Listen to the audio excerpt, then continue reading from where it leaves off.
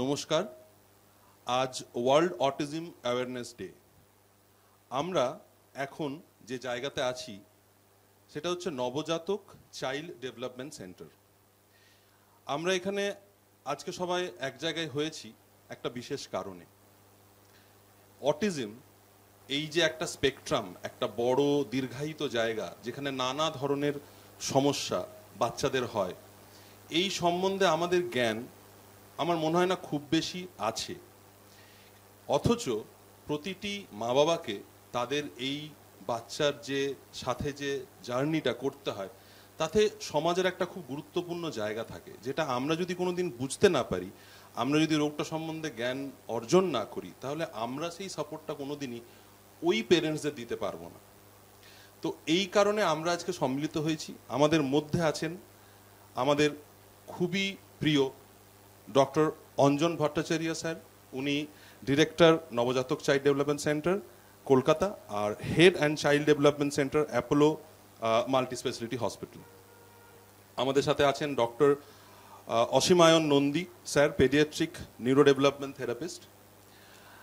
Doctor Jewel Chakraborty, paediatric therapist, physiotherapist, doctor Prashanta Gayen, occupational therapist, and Lopamudra madam, Lopamudra Dasgupta, psychologist. এনারা তাদের ব্যস্ত সময় সারাদিন ব্যস্ত থাকেন, প্রচুর কাজ থাকে, এবং এদের পরিধিটা যেহেতু আমি বললাম এই রোগটার পরিধি এতটা বিশাল যে এদেরকে খুব সারাদিনই প্রায় অনেকটা সময় দিতে হয়। সেখান থেকে ওরা আজকে সময় বের করে আমাদের মধ্যে এসছেন, কারণ তারাও মনে করেন যে এই বিষয়টা নিয়ে আলোচনা করাটা খুব দরকার। কারণ আজকের দিনে যেটা আমি জানলাম ডক্টরবাবুর কাছ থেকে, যে WHO বলছে যে 2 in 100, মানে 100 জনের মধ্যে 2টি বাচ্চা এই অটিজম স্পেকট্রামের মধ্যে পড়ছে। এবং এটার যে ভ্যারাইটি অফ আউটকাম যেগুলো আমরা দেখে থাকি, নানা ধরনের সমস্যা বাচ্চাদের হয়, ডেভেলপমেন্টাল প্রবলেম আছে, কিন্তু দিস ইজ নট ইলনেস। এটা মেন্টাল কোনো অসুস্থতা নয়, মানসিক অসুস্থতা এটা নয়। এখানে এদের মধ্যে অল্টারনেটিভ এবিলিটিস আছে, মানে এরা হয়তো আমরা যেরকম ভাবে 8-5 জন আছি তাদের মতো নয়, কিন্তু তাদের একটা স্পেসিফিক কোনো এবিলিটিস আছে যেটা হয়তো আমরা আইডেন্টিফাই করতে পারছি না, বা আমরা সেটা রাস্তাটা জানি না কিভাবে ওটা করতে হয়। এই সংক্রান্ত নানাবিধ আমাদের মধ্যে মিথ আছে, স্টিগমা আছে, প্রচুর অজানা তথ্য আছে যেগুলো আমরা মনে করি সত্যি, হয়তো সেটা সত্যি না। তো এটা নিয়ে কথা বলাটা আমাদের মনে হয়েছে খুব জরুরি, খুব দরকার, এবং এটা জনসমক্ষে যাওয়াটাও খুব দরকার। কিছুদিন আগে আমরা পেপারে একটা ইনসিডেন্ট পড়েছিলাম যেখানে এরকম একটি বাচ্চাকে মারধর করা হয়েছিল, এবং সেটা পেপারেও এসেছিল। এটা হামেশাই হচ্ছে এরকম। কেন হচ্ছে, কেন আমরা তাদেরকে এত বলছি ইনক্লুসিভ একটা আমরা এনভায়রনমেন্ট তৈরি করতে চাইছি, এদের কি কি রাইটস আছে সেই নিয়ে আমরা কথা বলছি, কিন্তু সঠিক মাত্রায় এই কাজটা কি হচ্ছে না এনাদের মতো কিছু মুষ্টিমেয় মানুষেরই খালি দায়িত্ব, আমাদের দায়িত্ব এখানে কিছু নেই অ্যাজ সোসাইটি বা সমাজ। এইগুলো নিয়ে আমরা আলোচনা করব আজকে। এবং আমার তো নিজের প্রচুর প্রশ্ন আছে। আমি অল্প বিস্তর কাজ করি, খুব বিশাল কাজ করি তা না, কিন্তু আমার মনে হয় জানাটা খুব দরকার আমাদের, কারণ এই বাচ্চাদের সাপোর্ট খুব জরুরি। এই বছরের থিম জাস্ট আমি জানানোর জন্য বলছি যে 2024-এর থিমটা হচ্ছে কালার। কেন কালারটা সিলেক্ট করা হয়েছে থিম হিসেবে, যে তার মানে আমরা বলছি যে প্রতিটি বাচ্চা, প্রতিটি ইন্ডিভিজুয়াল, তারা এক একটা রং, তার মানে তাদের এক একটা ডিফারেন্ট ক্ষমতা, ডিফারেন্ট ক্যারেক্টারিস্টিক্স, ডিফারেন্ট বিহেভিয়ার হতে পারে। এই প্রত্যেকটা রংকে যদি আমরা একসাথে নিতে পারি তাহলেই তো রামধেনু তৈরি হবে, তাহলেই তো আমরা ভালো থাকবো, সবাইকে নিয়ে থাকবো। তাহলে এই রংগুলো যেমন, তাতে কোনো পরিবর্তন না করে আমরা কি অ্যাকসেপ্ট করতে পারবো? আমার মনে হয় সেই জন্যই এই কালার থিমটাকে ডিসাইড করা হয়েছে, two honour them, two include them and to support them. এই বলে আমাদের আলোচনা শুরু করছি, এবং আশা করছি যে এই 1 ঘন্টা ব্যাপী আমরা যে আলোচনাটা করব সেটা বিভিন্ন মাত্রায় বিভিন্ন মানুষের কাছে পৌঁছবে এবং তারা উপকৃত হবেন। আমি প্রথমেই আপনাদের সবাইকে আবার অনেক ধন্যবাদ আজকে আমাদের জন্য এই সময়টা বের করার জন্য। আপনাদের ব্যস্ত একটা শিডিউল থাকে, আমরা সবাই জানি। তো আবারও অনেক ধন্যবাদ। আমরা শুরু করছি। প্রথমে আমরা যাব যে প্রশ্নটাতে, যেটা আমার মনে হয়েছে খুব একটা গুরুত্বপূর্ণ প্রশ্ন, যেটা আমাদের মধ্যে আছেন লোভাপুত্র ম্যাডাম, যিনি সাইকোলজিস্ট, উনি মনোবিদ, তো ওনাকে আমি আমার মনে হয়েছে এই প্রশ্নটা করা খুব দরকার, যে আমাদের যখন পেরেন্টসরা যখন জানতে পারলেন ম্যাডাম যে আমার বাচ্চাটি অটিস্টিক এসডি সেগমেন্টের মধ্যে পড়ছে এবং আমরা তাদেরকে জানালাম, এই যে বাবা মায়ের প্রথমে একটা ডিনায়াল হবে যে আমার বাচ্চা এটা কেন হলো, বা এটা তো নর্মাল নয়, এইটা তারা কিভাবে অ্যাকসেপ্ট করবে, কিভাবে এটাকে মানে এই অ্যাকসেপ্টেন্সটা আসবে যে ও যেমন ও ঠিক তেমনই একটি বাচ্চা এবং তাকে তেমনভাবেই বড় করা যায়, এইটা একটা ভাগ আমার প্রশ্নের। দ্বিতীয় ভাগটা হচ্ছে যে আপনার কি মনে হয় যে সমাজের এখানে কতটা গুরুত্বপূর্ণ রোল আছে টু প্লে, যে এই যে মা বাবারা লড়াই করবেন, এই যাত্রাটা করবেন, সেখানে সমাজের সাপোর্ট কতটা দরকার এবং তাদের গুরুত্বটা কতটা? Over to you madam. Thank you. তো প্রথমেই বলি যে আমাদের এখানে যে বাচ্চারা আসে নবজাতক চাইল্ড ডেভেলপমেন্ট সেন্টারে, ওদের স্ক্রিনিং থেকে ডায়াগনোসিস থেকে ট্রিটমেন্টটা পুরোটাই এভিডেন্স বেসড হয়, পুরোটাই এভিডেন্স বেসড হয়।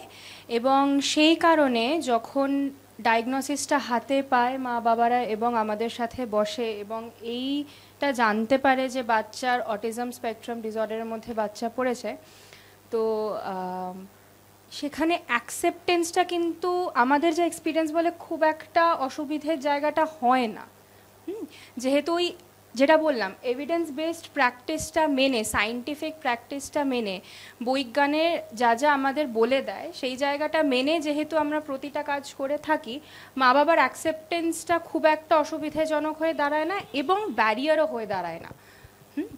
এই একটা কথা। এবং সেকেন্ডলি আমি আসি আপনার সোসাইটাল যে কোয়েশ্চেনটা আছে, যে সোসাইটির অবভিয়াসলি একটা ভূমিকা আছে এখানে মা বাবাদেরকে সাপোর্ট দেওয়ার জন্যে two raise a child who is having autism. As we say that it takes a village, গোটা গ্রাম লাগে একটা বাচ্চাকে মানুষ করার জন্যে, তো সোসাইটাল রোল আছে। তো সেইখানে আমরা প্রফেশনালসরা, হেলথ কেয়ার প্রফেশনালসরা যে শুধু বাচ্চাকে নিয়ে কাজ করছি তা তো নয়, আমাদের কাজের মধ্যে একটা ভীষণ গুরুত্বপূর্ণ জায়গা হয়ে দাঁড়ায় to aware the society with the help of scientific practices. যে আজকে গুগলে যেটা হচ্ছে, এখানে সেটা বলছে, সেখানে সেটা বলছে, সেইটা কতটা সত্যি কতটা মিথ্যা, এবং সেইটা যাতে বাচ্চার জন্য একটা ব্যারিয়ার হয়ে না দাঁড়ায়, এবং তার চেয়েও বড় ব্যাপার সোসাইটি যাতে ঠিক শিক্ষাটা পায় যে যেটার উপর বেস করে তারা মা বাবার সাপোর্ট হয়ে দাঁড়াবে, সেই জায়গাটাও কিন্তু আমরা দেখি। সো সোসাইটিটাকেও ফ্রেম করতে আমরা যেমন হেল্প করি এবং করে থাকি, মা বাবার অ্যাকসেপ্টেন্স রেট নিয়েও আমরা কাজ করে থাকি। সুতরাং এই দুটোর মধ্যে কোনোটাই কিন্তু বাচ্চার ডেভেলপমেন্টে কোনো ব্যারিয়ার হয়ে দাঁড়ায় না। থ্যাংক ইউ ম্যাডাম, অনেক অনেক ধন্যবাদ। আমার দ্বিতীয় প্রশ্ন হবে ডক্টর জুয়েল চক্রবর্তী স্যারের কাছে। স্যার, আমরা প্রতিনিয়তই শুনছি যে নানা ধরনের নতুন নতুন হাইপোথিসিস এগুলো তৈরি হচ্ছে এই স্পেকট্রামের উপরে কাজ করার জন্য, এবং প্রত্যেক দিনই না কিছু নতুন ইনফরমেশন হচ্ছে। এটা কতটা ভ্যালিড চিকিৎসার জন্য, আমি চিকিৎসার রেসপেক্ট আমি বলছি, আর মা বাবারা কিভাবে জানতে পারবেন মানে সঠিক ইনফরমেশন বা এটার মূল্যায়ন আমরা কিভাবে করব যে এটাই ঠিক বা এটাই ভ্যালিড, এটাই হওয়া উচিত? স্যার ঠিক বলেছেন, একটা মানে প্রাসঙ্গিক, অত্যন্ত প্রাসঙ্গিক একটা বিষয়। প্রথমে আপনার যে হাইপোথিসিস নিয়ে আপনি যেটা বললেন, সেইটা যে নতুন হাইপোথিসিসটা কি, শুধু নতুন হাইপোথিসিস বলেই বলবো না, যেটা আমি বলবো যে সর্ব জায়গায় সবথেকে বেশি এফেক্টিভ, সেটা হচ্ছে প্যারেন্ট ডেলিভার্ড কেয়ার। মানে যেখানে আমরা বাবা মাকে অ্যাজ এ পার্টনার হিসেবে নিয়ে বাচ্চার ট্রিটমেন্ট প্ল্যানে আমরা ইনভলভ করছি, মানে প্যারেন্ট মিডিয়েটেড যে কেয়ারটা হচ্ছে, তো সেটাই হচ্ছে one of the effective care of autism. Plus আরেকটা হাইপোথিসিস হচ্ছে আর্লি এফেক্টিভ ইন্টারভেনশন। যত তাড়াতাড়ি আমরা বাচ্চাগুলোকে আইডেন্টিফাই করে এফেক্টিভ মাল্টিমোডাল অ্যাপ্রোচ দিয়ে আমরা বাচ্চার ট্রিটমেন্টটা আমরা শুরু করতে পারবো, তত তাড়াতাড়ি কিন্তু আমরা বাচ্চার মধ্যে যে সমস্ত অসঙ্গতিগুলো আমরা লক্ষ্য করতে পারি সেখান থেকে বাচ্চাগুলোকে মুক্তি দিতে পারবো এবং বাচ্চাগুলো একটা নর্মাল একটা লাইফ তারা লিড করতে পারবে। এর যেটা এভিডেন্সে যেটা আপনি বললেন, সেটা হচ্ছে সবথেকে বহু প্রচলিত এবং মানে যেটা সবথেকে বেশি অ্যাকসেপ্টেড এবং ওয়ার্ল্ড ওয়াইড অ্যাকসেপ্টেড, 2006 থেকে নিয়ে 2010 সাল পর্যন্ত ইউকেতে একটা স্টাডি করা হয়, যে স্টাডিটার নাম হচ্ছে প্যাক্ট স্টাডি। প্যাক্টের ফুল ফর্ম হচ্ছে pre school autism communication trial. এটা university of Manchester, university of Newcastle, institute of child health London, King's medical college London এবং আরও 3টি প্রাইমারি কেয়ার সোসাইটি, তারা মিলে 152টি ফ্যামিলিজ উইথ দেয়ার চিলড্রেন এই স্টাডিটা করা হয়। এবং এই স্টাডি থেকে দেখা গেছে যে যেখানে পেরেন্ট মিডিয়েটেড বাচ্চাদেরকে ট্রিটমেন্টটা দেওয়া হয়েছে সেখানেই সবথেকে বেশি লাভজনক হয়েছে। এই সেরকমই আমাদের কাছে একটি ডকুমেন্ট রয়েছে যেটা আমরা আমাদের ঠিক কলকাতা ডেভেলপমেন্ট মডেল নিয়ে আপনারা শুনে থাকবেন আমাদের নানা প্রোগ্রামে। আমরা কিন্তু গত 1.5 দশকেরও বেশি থেকে আমরা সেই যে এফেক্টিভ কেয়ার অফ অটিজম, যেটি আমার হাতে আপনারা দেখতে পাচ্ছেন, এটা কিন্তু আমরা আমাদের এই নবজাতক চাইল্ড ডেভেলপমেন্ট সেন্টার এবং child development centre Apollo multi speciality হসপিটালে গত 1.5 দশকের থেকেও বেশি সময় ধরে আমরা করছি। এই স্টাডি এসছে অনেক পরে, তার অনেক আগে থেকে কিন্তু আমরা এই যে পদ্ধতিতে আমরা বাচ্চাগুলোর বেস্ট আউটকাম পাওয়া যায় সেটা কিন্তু আমরা শুরু করে দিয়েছিলাম। তো এখন আমাদের সেন্টারে যারাই আসে, যে সমস্ত পেরেন্টসরা আমাদের সাথে এঙ্গেজ করেন, তারা জানেন বেশ ভালো করেই যে আমরা প্রোগ্রাম অফ কেয়ার বলে একটা পেরেন্ট ট্রেনিং প্রোগ্রামের আমরা 1 সপ্তাহব্যাপী একটা প্রোগ্রামের আমরা আয়োজন করি।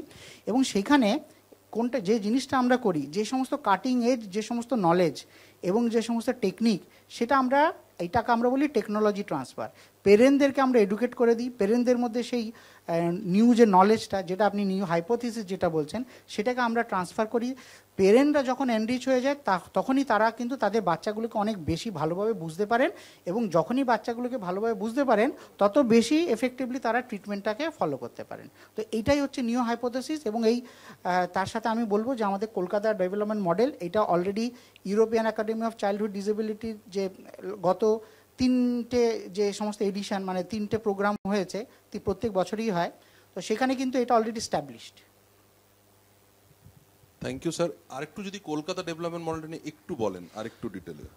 কলকাতা ডেভেলপমেন্ট মডেল এটা হচ্ছে, আপনি বলতে পারেন, আমি একটা এর ইউএসপি বলবো যে আমরা সাধারণত যখন আর্লি ডিটেকশন এবং আর্লি ইন্টারভেনশন নিয়ে বলি, তখন আর্লি ডিটেকশন যখন আমরা বলি, স্বাভাবিকভাবেই বলি যে বাচ্চা যদি ছোট বয়সে আসে একমাত্র তখনই বোধহয় আর্লি ডিটেকশন হতে পারে। কলকাতা ডেভেলপমেন্টাল মডেলে আমরা বলছি যে বয়সেই, মানে বাচ্চা জন্ম থেকে নিয়ে 18 বছর বয়স পর্যন্ত যে বয়সেই বাচ্চা আসুক না কেন, আমরা কিন্তু আর্লি ডিটেকশন সেই বয়সেই করতে পারি, এবং সেই ঠিক সময়ে কিন্তু আর্লি এফেক্টিভ ইন্টারভেনশন, এইটাকে আমরা বলছি কলকাতার ডেভেলপমেন্ট মডেল। বুঝতে পেরেছি। Thank you so much, thank you so much doctor. অনেকখানি বুঝতে পারলাম। এই পেরেন্ট ড্রিভেন মডেলটা খুব ভালো লাগলো শুনে, যে পেরেন্টদের যতক্ষণ না আমরা এডুকেট করছি বাচ্চাটাকে ভালো করা যাবে না। আমার প্রথম নেক্সট প্রশ্ন হবে ডক্টর প্রশান্ত গায়েন স্যারকে। স্যার, আমরা দেখেছি একটা এরকম চাইল্ড উইথ অটিজম, এদের প্রচুর থেরাপিজ হয়, নানা ধরনের থেরাপিজ আছে, নানা ধরনের থেরাপিজ করাতে হয়।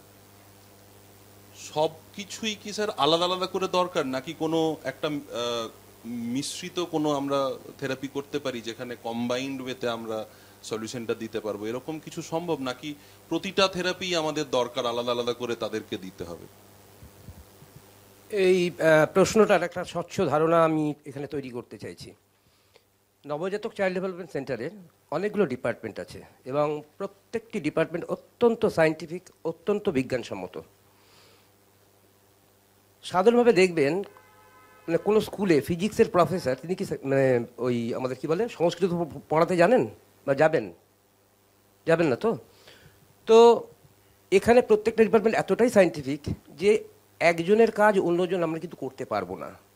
পিডিয়াট্রিকে ফিজিওথেরাপিতে জুয়েল যেমন আছে, অসীম যেমন রয়েছে, ওদের কাজটা কিন্তু আমি করতে পারবো না, ঠিক আমার কাজটা কোনো নিউট্রিশনিস্ট করতে পারবেন না। প্রত্যেকের রোল আলাদা, যার জন্য এতগুলো ডিপার্টমেন্টের দরকার। আমি আরেকটু ভালো করে বলি, দেখুন স্ট্যান্ডার্ডাইজেশন একটা থাকে তো সব জিনিসের। ধরুন ওয়েস্ট বেঙ্গল যে আমাদের মাধ্যমিকের যে এটা, তাতে বলা হয় যে এতগুলো সাবজেক্ট থাকবে, বা সিবিএসসিতে একটা রয়েছে এতগুলো সাবজেক্ট থাকবে। এখানেও সেভাবে স্ট্যান্ডার্ডাইজ করা হয়েছে যে এতগুলো ডিপার্টমেন্ট, মিনিমাম এতগুলো ডিপার্টমেন্টের দরকার। ফলে এর থেকে ছোট কনসাইজ করে আর কিচ্ছু করা যাবে না। প্রপারলি বিরিয়ানি যদি খেতে চান, সুস্বাদু বিরিয়ানি যতগুলো মশলা লাগে এবং যেভাবে দিতে হয়, তবেই সেটা মানে প্রপারলি হয়ে ওঠে। আদারওয়াইজ কিন্তু মানে শর্টকাট কিছু করা যায় না। 2 নম্বর জিনিস, ডক্টর ভট্টাচার্য যেভাবে মেডিসিনগুলো প্রেসক্রাইব করেন আমি তো দেখেছি। এবার আমি যদি সেটা করতে যাই, এক তো সেটা পাপ, এবং সেটা কিন্তু মানে শাস্তিযোগ্য একটা অপরাধ। যার নলেজ তিনি অ্যাপ্লাই করবেন, অন্য কেউ নয়। Thank you. স্যার আমি আরেকটু অ্যাড করতে চাইবো, যদি একটু আরো বলেন যে কোন কোনগুলো আমাদের লাগবে, যে ডিপার্টমেন্টগুলো আপনি কথা বলছেন সেগুলো যদি একটু আরেকটু বলেন ওগুলোর বিষয়ে। আমাদের যেমন এখানে এনডিটির অসীমান নন্দী রয়েছেন, ডক্টর অসীমান নন্দী রয়েছেন, স্পোর্টস ফিজিওতে ডক্টর জুয়েল চক্রবর্তী রয়েছেন, আমি রয়েছি অকুপেশন থেরাপিতে, আমাদের বেশ কয়েকজন সাইকোলজিস্ট রয়েছেন, কিছু নিউট্রিশনিস্ট রয়েছেন, স্পেশাল এডুকেটর আছেন, স্পিচ অ্যান্ড হিয়ারিংয়ের লোক আছেন, সবার উপরে রয়েছেন ডক্টর অঞ্জন ভট্টাচার্য। এই হচ্ছে আমাদের টিম। তো মিনিমাম এই কজন আমাদের লাগে। এছাড়া সাপোর্টিং স্টাফ বলতে হ্যাঁ আমাদের রয়েছেন যারা রিসেপশনে বসেন, বা আমাদের বাকি যে সমস্ত পেপার ওয়ার্কের কাজ যারা করেন, যারা আমাদেরকে বাকি অন্যান্য জিনিসগুলো করে দেন। তো আর একটা যেটা থাকে, আমি নামটা বলতে ভুলে গেছি, এটা মানে আমার একটা ভুল হয়ে গেল, বড় ভুল। আমাদের সঙ্গে আর একটা স্ট্রং মানে একটা সাপোর্ট রয়েছেন vision therapy department, doctor Sunita Agarwal. আজকে উনি মানে পার্সোনাল কাজের জন্য আসতে পারেননি। তো এই কটা ডিপার্টমেন্ট মোটামুটি আমাদের লাগে। থ্যাংক ইউ সো মাচ ডাক্তারবাবু। মানে এটা খুব জানা দরকার ছিল, কারণ আমাদের সবসময় এটা মনে হয় যে বোধহয় জোর করে করাচ্ছে, বা এটা দরকার নেই, বা এটা বোধহয় এমনি লাগছে। কিন্তু এটা যে আপনি যেটা এক্সপ্লেন করলেন, যে যেরকম প্রত্যেকটা জায়গার একটা মিশ্রণ না হলে কাজটা হবে না। So each and every department is important and required. এটা আপনি মানে ভারতবর্ষ শুধু না, পৃথিবীর অত্যন্ত মানে ডেভেলপড কান্ট্রি যেগুলো রয়েছে তাদের যে সেন্টারগুলো রয়েছে, এরকম থেরাপি সেন্টারগুলো যেগুলো রয়েছে, সবাই কিন্তু এই মিক্সড মডেলে চলে। মিক্সড মডেল ছাড়া আমি একা কিন্তু কোনো বাচ্চাকে ঠিক করতে পারবো না, আমি অত্যন্ত হেল্পলেস। অনেক অনেক ধন্যবাদ, অনেক অনেক ধন্যবাদ ডাক্তারবাবু। এবার আমাদের নেক্সট প্রশ্ন হবে অসীমান নন্দী, ডক্টর অসীমান নন্দী স্যারকে। স্যার আমার কিন্তু এখানে মাল্টিফোল্ডেড প্রশ্ন, মানে অনেক কটা প্রশ্ন আছে। আমি একটা একটা করে আপনাকে বলি, দেন উই ক্যান এক্সপ্লেন। যে প্রথম হচ্ছে, একটা বাচ্চা যে কথা বলতে পারে তার কি অটিজম হতে পারে? কারণ আমাদের একটা ধারণা আছে যে একটা ভার্বাল ইস্যুস থাকলে অটিজম, বাকিগুলোতে হয় না, এরকম একটা ধারণা থাকে। দ্বিতীয়, যে এই অটিজম অ্যান্ড অটিজম একটা স্পেকট্রাম, এটা কি আলাদা কিছু? মানে অটিজমটা একটা আলাদা এবং অটিজম স্পেকট্রাম একটা অন্য কিছু ব্যাপার? এটা আমার সেকেন্ড প্রশ্ন। আর থার্ড প্রশ্ন হচ্ছে যে যদি আমাকে বুঝতে হয় যে এই স্পেকট্রাম এবং এটা প্লেন অটিজম, তাহলে আমার নর্মাল, আমি পেরেন্ট, আমার বাচ্চার অটিজম নেই, আমি জাস্ট জানার জন্য বলছি, তাহলে আমার কি জানা উচিত? কোন জায়গাটাতে আমার ফোকাস করা উচিত? আমি আপনার প্রথম ইয়েটা যে ফার্স্ট পার্টটা যেটা আছে ওটার আমি আনসারটা আপনাকে পার্ট বাই পার্টে হিসাবে দেবো। যেমন ধরুন প্রথম যেটা আপনি যেটা বলছিলেন অ্যাবাউট যারা কথা বলতে পারে তাদের কি অটিজম হতে পারে। তো যদি আমি একটা এক্সাম্পল দিয়ে করে বলছি, ধরুন আমাদের যে একটা স্ট্যান্ডার্ডাইজেশন আছে, যেটা আমাদের নবজাতকে অ্যাডস 2 বলে, যেটা আমরা সবাই ট্রেন্ড, পার্টিকুলারলি আমরা ট্রেন্ড কেমব্রিজ ইউকে থেকে সবাই ট্রেন করে এসেছি, ইভেন সার্টিফাইডও টু প্রসেস দ্যাট। তো ওই অ্যাডসের মধ্যে 4টে মডিউল আছে, যার মধ্যে 2টো মডিউল হচ্ছে কথা বলা বাচ্চাদের জন্য, আর 2টো মডিউল হচ্ছে নন ভার্বাল বাচ্চাদের জন্য, আর একটা হচ্ছে মানে যেটা একদম টডলার্স, একদম শুরু ইয়েতে। তো 5টা মডিউল ইটসেলফ ওরা এত উইথ 30 ইয়ার্স অফ রিসার্চ, যেটা একটা গোল্ড স্ট্যান্ডার্ড টেস্ট যদি ডেভেলপ করতে পারে কি ভার্বালদেরও অটিজম হয়, তাহলে আমরা মানে ওয়াই নট ভার্বাল, যারা কথা বলে তাদের কেন অটিজম হতে পারে না। আর যে হিসাবে সেকেন্ড কোশ্চেনটা হচ্ছে, যদি ধরুন অটিজম আর স্পেকট্রাম, অটিজম দেখুন, অটিজমকে যদি আমরা ডিফাইন করতে চাই সেইটা তো আমরা ওর করবো, যেটা নিউয়েস্ট ইয়েতে এসছে DSM-5। DSM-5-এর মধ্যে 2টো ক্রাইটেরিয়ার মধ্যে যেটা আছে, একটা হচ্ছে social communication and repetitive behaviour. এই 2টো জিনিস যদি করে তাহলে হচ্ছে অটিজম। তাহলে এই ধরুন এটা অটিজম স্পেকট্রাম, আর স্পেকট্রাম হলে যার মধ্যে আরও কিছু থাকতে পারে। মানে যদি ধরুন একটা এক্সাম্পল, যদি আমার ডায়াবেটিস হয়, তাহলে ডায়াবেটিস যে ডাক্তার, সে তো আমার খালি ডায়াবেটিস দেখবে না, সে তো কিডনিও দেখবে, সে আমার পাও দেখবে, সে আমার চোখ দেখবে। তো it's like something like a gelling up কি হ্যাঁ ডায়াবেটিস কি এতে করতে পারে। তো অটিজম যদি থাকে কারোর মধ্যে, তো স্পেকট্রামের মধ্যে আমাকে সব ক্যারেক্টার্সগুলোকেই দেখতে হবে, যেটা আমরা হয়তো দেখি। আর এটা আমরা পার্টিকুলারলি নবজাতক আমরা এই জিনিসটাই ফোকাস করি কি এই সব জিনিসগুলো পুরো অ্যাজ আ যেন মানে টোটাল কেয়ারটা যেন বাচ্চাটা পায়, আর সব এরিয়াসগুলো যেন ও ওর ইয়ে হয়, ডিসকাস হয়, সো দ্যাট পেরেন্টসরা যেন জেনে রাখে কি হ্যাঁ এর পরে কি হতে পারে। আর আপনার থার্ড পার্ট যেটা আছে সেটা কি যেন কোশ্চেন, কিভাবে এটা আমরা জানবো, মানে অ্যাজ আ, আমি তো একজন, মানে আমার বাচ্চার অটিজম নেই, but if I want to know this, then where should I go, where will I get this information? ওইটাই এই রুল আউটটা করার জন্য হচ্ছে আপনার ফার্স্ট হচ্ছে মানে ধরুন আপনাকে, ধরুন এখানে আপনি এলেন, কিন্তু ফার্স্ট হচ্ছে আপনাকে পুরো অ্যাসেসমেন্টটা, এই জন্য various assessment, step by step অ্যাসেসমেন্টসগুলো আপনাকে পুরোপুরি করাতে হবে।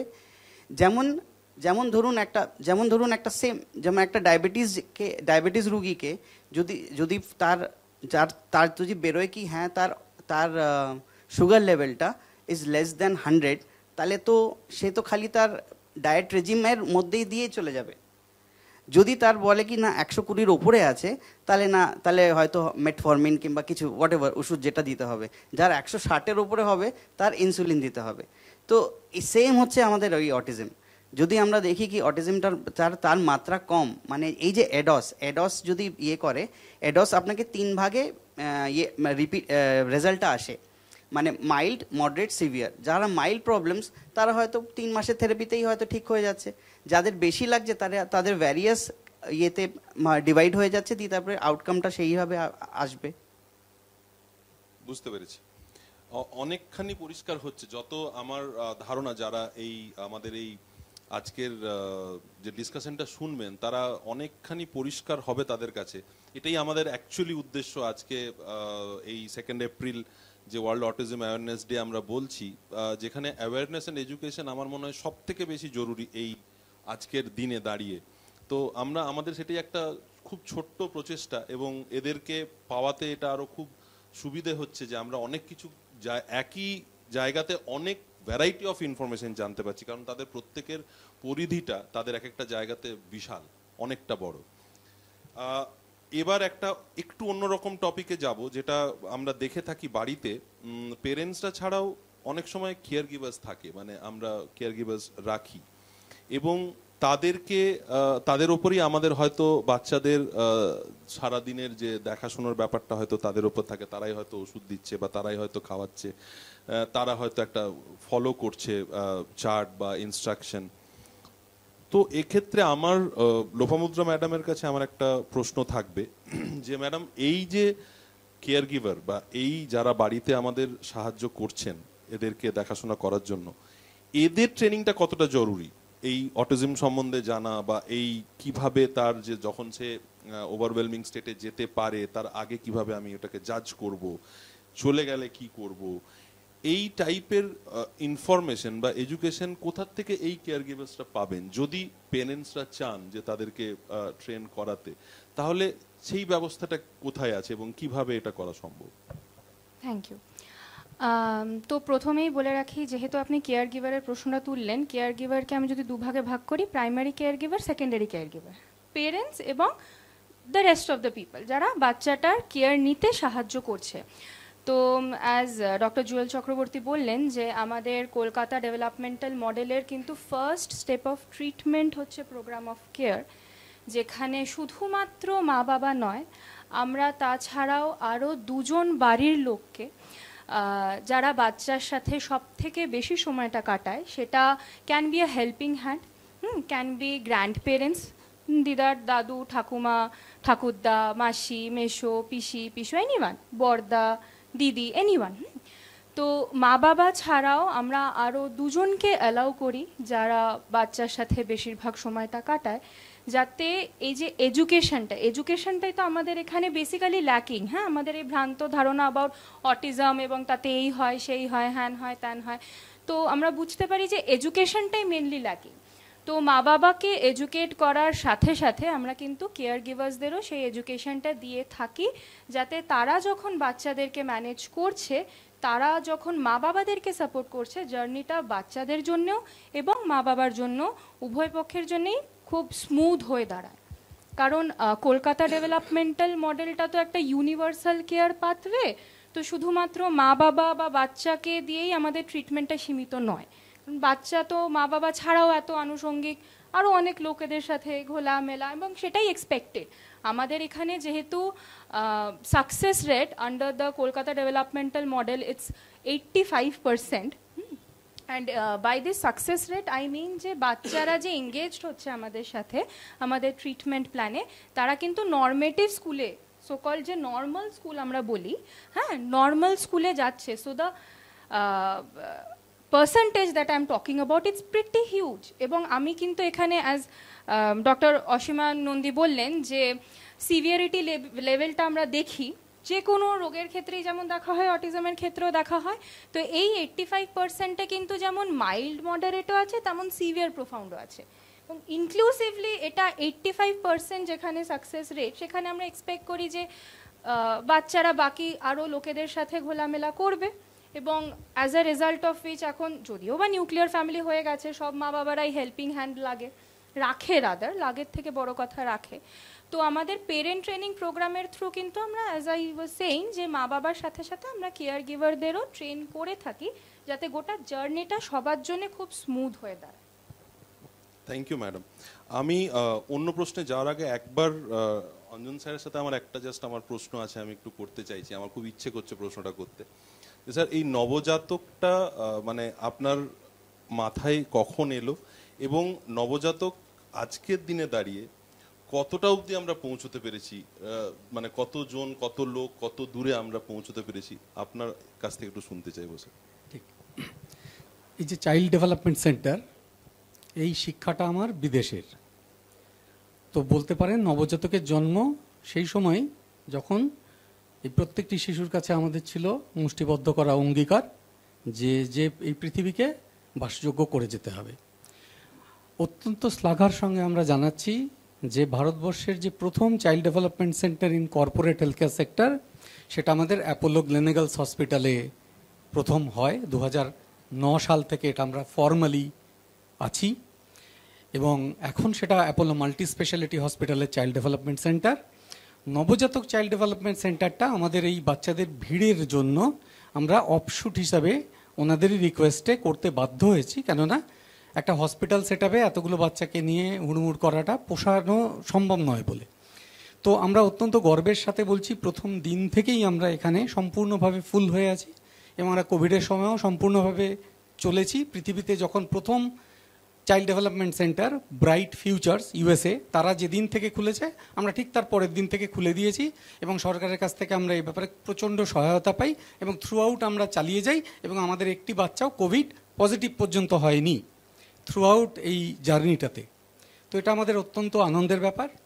লোপামুদ্রা যেটা বললেন যে আমাদের 85% সাকসেস রেট, এই 85%-এর মধ্যে অর্ধেক হচ্ছে মাইল্ড মডারেট, বাকি অর্ধেক হচ্ছে সিভিয়ার অর প্রোফাউন্ড। তারা প্রত্যেকে within average period of 8 months normal স্কুলে গিয়ে নর্মালভাবে পড়াশুনো করতে শুরু করেছে। অ্যাভারেজ মানে কিন্তু বুঝতে হবে এদের মধ্যে কারুর সিভিয়ার যাদের 3 মাসে হচ্ছে, কারুর 3 বছর লাগছে, কিন্তু অ্যাভারেজে 8 মাসের মধ্যে এই এতগুলো বাচ্চা, আমরা প্রায় 480 জনের উপর স্টাডিটা করেছিলাম, তার মধ্যে আমরা ওই 85% 360 জন বোধহয়, তারা সবাই নর্মাল স্কুলে চলে গেছিলো। এদের মধ্যে কেউ কেউ স্কুলে যেত না পর্যন্ত, আউট অফ স্কুল ছিল, এবং এরা জানে, এরা তাদের দেখেওছে যে তাদের মধ্যে কেউ কেউ এখন গ্র্যাজুয়েট হয়ে গেছে, কেউ কেউ এখন জবে চলে গেছে, পিএইচডি করতে শুরু করেছে। এবং শুধু তাই নয়, তারা কিন্তু শুধু যে পড়াশুনোতে দারুণ রেজাল্ট করে তা না, এরা সবাই কিন্তু তার সঙ্গে কো কারিকুলার অ্যাক্টিভিটিও খুব ভালো করে। আমরা এই বলে শুরু করছি যে পড়াশোনাটা আগে, সেটা তারা সব থেকে ভালো করে করতে পারে, তারপরে তারা নাচ গান করে, যেগুলো আপনাদের দেখে অভ্যেস যে স্পেশাল নিডস বাচ্চারা একটু নাচ গান করলে এটাকে আমরা বিরাট ব্যাপার ধরি। আমাদের এখানে একদম সেটা সত্যি নয়। তারা সবার আগে পড়াশুনো করে একটা 4-5টা বাচ্চার মতো ভালো রেজাল্ট করতে শেখে, এবং তার সঙ্গে বাদবাকি সব কিছুতে খুব ভালো রেজাল্ট করে, সেটা স্পোর্টসে হোক, গান গল্পে যেটাতেই হোক, নাটকে হোক, এবং প্রত্যেকে কথা বলে, সেটা আর একটা ব্যাপার। তো এইটা বিজ্ঞানের জন্য হয়, সেইটা সবার আগে বুঝতে বলছি। এবং আপনারা অ্যাওয়ারনেস নিয়ে কথা বলছিলেন, আমরা এটা শেখানো শুরু করেছি। ওয়েস্ট বেঙ্গল গভর্নমেন্টের যে ইউনিভার্সিটি অফ টেকনোলজি আছে, তাদের একটা ডিপ্লোমা, আর্লি ইন্টারভেনশনের উপর ডিপ্লোমা প্রোগ্রাম, এবং জুয়েল খুব ভালো এক্সপ্লেন করেছে, সেটা হচ্ছে আর্লিয়েস্ট পসিবল ইন্টারভেনশন। মানে 18 বছরের একটি শিশু এলেও, মানে আইন হিসেবে 18 বছর অবধি তো শিশু, তো 18 বছরের একটি শিশু এলেও, বিশেষ করে তার যদি অটিজম থাকে, আমরা কিন্তু তার আর্লিয়েস্ট পসিবল ইন্টারভেনশনটা দিই, এবং সেটা যেহেতু আর্লি এক্সপার্ট ইন্টারভেনশন হয়, আর্লিয়েস্ট পসিবল এক্সপার্ট ইন্টারভেনশন হয়, এরাও কিন্তু সমাজের মূল স্রোতে গিয়ে নর্মাল স্কুলে যায়। এবং এইটা এখন আমরা সমাজের বিভিন্ন প্রফেশনালদের শেখাতে শুরু করেছি। শুধু ডাক্তারদের জন্য এই শিক্ষা নয়, এটা doctor, nurse, physiotherapist, occupational therapist, special educator, psychologist, policy makers, অ্যাডমিনিস্ট্রেটার্স, সবাইকে নিয়ে আমাদের এই কোর্স। এবং আমি অত্যন্ত শ্লাঘার সঙ্গে বলছি, এই ব্যাচ এখন 2 না 3টে সিট পড়ে রয়েছে, বাদবাকি সব ফুল হয়ে গেছে। সো এইটা ভারতবর্ষের প্রথম এবং এই মুহূর্তে একমাত্র পূর্ব ভারতের আর্লি ইন্টারভেনশনের ইউনিভার্সিটি কোর্স, গভর্নমেন্টাল ইউনিভার্সিটির কোর্স। আচ্ছা, এটা গেল একটা। এছাড়া আছে যে অন্যরা যদি কি শিখতে চান অল্প সময়ের জন্য, চটপট শিখে নিতে চান, ইন্টার্নদের জন্য ইন্টার্নশিপ আছে, মাসে মাসে যত মাস করতে চায় তত বেশি শিখবে। এখানে যারা সত্যি সত্যি শিখতে চায় তারা অন্তত 6 মাসের ইন্টার্নশিপ করে, কিন্তু 1 মাসের ইন্টার্নশিপও আছে, 3 মাসের ইন্টার্নশিপও আছে। যেটা কমিট করবেন সেটাকে কমপ্লিট করতে হবে। আর বড়দের জন্য যারা সিনিয়র রয়েছেন, সিনিয়র প্র্যাকটিশনার্স, ডাক্তার হন, থেরাপিস্ট হন, যেই হন, তাদের জন্য রয়েছে একটা 8 সপ্তাহের কোর্স, যেটা 2 সপ্তাহের ইন হাউস স্পেসিফিক ডেট দেওয়া থাকবে, সেই 2 সপ্তাহ ম্যান্ডেটারি, আর বাকি 6 সপ্তাহ তারপরে অনলাইন। খুব সহজ, সেইটুকু শেখা যায়। সেটা যদি আপনারা শিখতে পারেন তাহলে অ্যাওয়ারনেস নিয়ে কোনো প্রবলেম নেই। প্রবলেম কোথায়? ভুলভাল জানাটাতে। বলছিলেন না যে এত যে জিনিস বেরোচ্ছে এর মধ্যে কোনটা ঠিক কোনটা ভুল, প্রচুর ভুল বেরোয়, প্রচুর ভুলের চিকিৎসাও চলে। এবং আমরা এখানে দেখাতে পেরেছি 17 বছরের নিরলস পরিশ্রমে, এবং এনারা হচ্ছেন আমাদের সঙ্গী সাথী যাদের হাত দিয়ে এটা হয়েছে, সেটা হচ্ছে যে আমরা যদি বিজ্ঞান সঠিকভাবে ব্যবহার করি তখন কিন্তু অ্যাকসেপ্টেন্সেরও প্রবলেম থাকে না, চিকিৎসাটা হয়ে ভালো হয়ে যাওয়ারও প্রবলেম থাকে না। সমস্যা হচ্ছে বিজ্ঞান হতে না দেওয়াটাতে, যেটা নিয়ে আমরা পরে আলোচনা করব। আমরা অন্যান্য প্রশ্নগুলো যেগুলো আছে ওগুলো সবই গুরুত্বপূর্ণ প্রশ্ন, আমরা এটা জেনে নিই, তারপরে আমরা বাকিটা আলোচনা করব। অনেক অনেক ধন্যবাদ স্যার। এটা মানে আমি তো চাইবো অ্যাটলিস্ট একটা কোর্সে জয়েন করার এখানে, কারণ এটা শোনার পরে মনে হলো যে এই রকম সুযোগ আছে, এটা জানা ছিল না, আজকে এটা জানতে পারলাম। এবং এই আমার এটা খুব ভালো লাগলো যে এই একটা পথে নবজাতক এগোচ্ছে এবং সেখানে আপনাদের ব্যাচও আছে এবং পড়াশোনাও হচ্ছে। Thank you sir. এবার আমার পরের প্রশ্ন হবে আবার ডক্টর জুয়েলের কাছে। ডাক্তারবাবু, এখানে আমি যে প্রশ্নটা করব সেটা হচ্ছে যে খানিকটা হয়েছে ডিসকাশন, বাট তাও আমার মনে হয় একটু স্পেসিফিক জানা দরকার যে মা বাবারা ডায়াগনোসিস যে আর্লি যে ব্যাপারটা হচ্ছে, কিভাবে এটাকে ডায়াগনাইজ করবেন, প্রথম আপনি যদি একটু গাইড করেন যে কি কি জায়গায় দেখা উচিত। আর দ্বিতীয় হচ্ছে, এটাও উত্তর এর মাঝে পেয়েছি, তবু আমি আবার প্রশ্নটা করছি ফর পেরেন্টস, যে এটা কি মানে সেরে ওঠা যায়, মানে এটা কিওর হয়, এটা কি ঠিক হয়, এই দুটো যদি একটু বলেন। জবাবটা শুরু করব, সেকেন্ডটা আগে একটু করে বলে দিয়ে আবার প্রথমটা বলবো। প্রথম কথা হচ্ছে যে বাচ্চাগুলোকে সুস্থ করা যায়। এবার আমি আসছি যে কি করে আমরা ডায়াগনোসিস করব। মজার বিষয় হচ্ছে যে এইটা এমনই একটা, এই যে অটিজম নিয়ে আমরা যারা আলোচনা করছি সবাই জানেন যে কোনো সূঁচ ফোটাতে হয় না, কোনো এক্স রে করতে হয় না, কোনো ভারী ভরকম মেশিনের মধ্যে বাচ্চাকে ঢোকাতে হয় না। তো তার মানে হচ্ছে যে আমরা ক্লিনিক্যাল অবজারভেশন, মানে বেয়ার আই যেটা আমরা বলি, যে আমরা চোখে দেখে বাচ্চাটার আমরা ডায়াগনোসিস করতে পারি, কিন্তু তার জন্য আমাদের কিছু স্পেশাল স্কিল এবং স্পেশাল ট্রেনিংয়ের প্রয়োজন হয়। ডায়াগনোসিস করার আগে, সব থেকে আগে, যখন আপনার একটা প্রশ্ন ছিল যে কি করে আপনি, যদি আপনার বাচ্চা আদৌ আছে কি না অটিজম, ঠিক আছে, বুঝতে পারছেন না তো, কারণ খালি চোখে বোঝা যায় না। অনেক জায়গায় আছে যে খালি চোখে দেখে বলে দেয়। আমরা ঠিক সেই ধরনের প্র্যাকটিস কিন্তু আমাদের এই নবজাতক চাইল্ড ডেভেলপমেন্ট সেন্টারই বলুন আর Apollo multi speciality child development centre, কোনটাতেই করি না। আমরা বিজ্ঞান আমাদের কাছে এতগুলো টুল দিয়েছে, তো সেগুলোর ইউজ করে আমরা করব। তো সবার আগে আমরা যেটা সহজলভ্য, মানে সব জায়গায় ফ্রি অফ কস্ট, যেটা যারা প্রাইমারি কেয়ার ফিজিশিয়ান কিংবা বাচ্চাদের সাথে যারা কাজকর্ম করেন, থেরাপিস্ট, ডাক্তার, সবার এমচ্যাট বলে একটা রয়েছে, সেই চার্টের মাধ্যমে কিছু সেখানে কোশ্চেনিয়ার থাকে পেরেন্টদের থেকে, সেই কোশ্চেনগুলোর মাধ্যমে আমরা বাচ্চাটির রিস্ক হওয়ার আছে কিনা, মানে রিস্ক আছে কিনা অটিজম হওয়ার, সেটা আমরা জেনে নিতে পারি। তো এইটা হচ্ছে সবথেকে ইজি, অ্যাভেলেবেল এবং আপনি বলতে পারেন কস্ট এফেক্টিভ একটা টুল যেটা দিয়ে আমরা খুব সহজেই কিন্তু বাচ্চাটাকে আমরা রিস্ক আছে কিনা নেই সেটা জেনে নিতে পারি। যখন আমরা জেনে গেলাম যে বাচ্চাটির একটা সমস্যা থাকলেও থাকতে পারে, এখনও কিন্তু জানি না যে আছে, মানে চোখে দেখেই বলছি আমি, তখন তার মধ্যে অনেকগুলো টুল আছে যেগুলো আমাদের ইন্ডিয়ান একাডেমি অফ পেডিয়াট্রিক্স আছেন তারাও যেমন অনেক কিছু নিয়ে করে, কিন্তু আমি বলবো যে আমাদের চাইল্ড ডেভেলপমেন্ট সেন্টারে গত 1.5 দশক ধরে যে সমস্ত টুলগুলো দিয়ে আমরা সবথেকে ভালো রেজাল্ট পাচ্ছি তার কারণ হচ্ছে এই আর্লি ডিটেকশনটা কিংবা ডায়াগনোসিসটা খুব ইম্পর্টেন্ট। এই যে আমরা বলছি যে মাইল্ড, মডারেট, সিভিয়ার, সেটা একটা বাচ্চাকে চোখে দেখে কিন্তু আমার মনে হয় না, মানে অ্যাটলিস্ট আমরা সেই যে পন্থাগুলোকে আমরা একদমই মানে বিশ্বাস করি না আর কি। তাহলে এই যদি আমরা আছে কিংবা নেই, আবার তার মধ্যে অটিজম না কি অটিজম স্পেকট্রাম ডিসঅর্ডার, আর যদি থেকে থাকে সেটা এএসডি কিংবা অটিজমের মধ্যে মাইল্ড, মডারেট, সিভিয়ার কোনটা, তাহলে সেগুলো করার জন্য তার কিছু গোল্ডেন স্ট্যান্ডার্ড পদ্ধতি রয়েছে। তো অটিজম ডায়াগনস্টিক ইন্টারভিউ এটা একটা সাবজেক্টিভ একটা এক্সামিনেশন, এবং তার সাথে অটিজম ডায়াগনস্টিক অবজারভেশন স্কেডিউল এটা একটা অবজেক্টিভ একটা অ্যাসেসমেন্ট। এই দুয়ের মিলে মিশে যুগলবন্দিতে এটাকে আমরা বলছি একটা গোল্ডেন স্ট্যান্ডার্ড টুল। তার মানে হচ্ছে এডিআইআর আর এডস2, এই দুটো যুগলবন্দিতে আমরা যখন বাচ্চাগুলোকে আমরা আমাদের এই সেন্টারে বলুন, আমাদের চাইল্ড ডেভেলপমেন্ট সেন্টারে আমরা বাচ্চাগুলো অ্যাসেস করে দেখি, আমাদের সামনে কিন্তু জলবৎ তরলং, ঠিক আছে, একদম বাচ্চাটার প্রোফাইলটা কিন্তু পরিষ্কার হয়ে যায় যে এই বাচ্চার অটিজম আছে, সে কি অটিজম গ্রুপে পড়ছে, স্পেকট্রামে পড়ছে, মাইল্ড, মডারেট, সিভিয়ার কোথায় দাঁড়িয়ে আছে, এবং এটার প্রয়োজনীয়তাটা কোথায় এত অ্যাকিউরেটভাবে করার।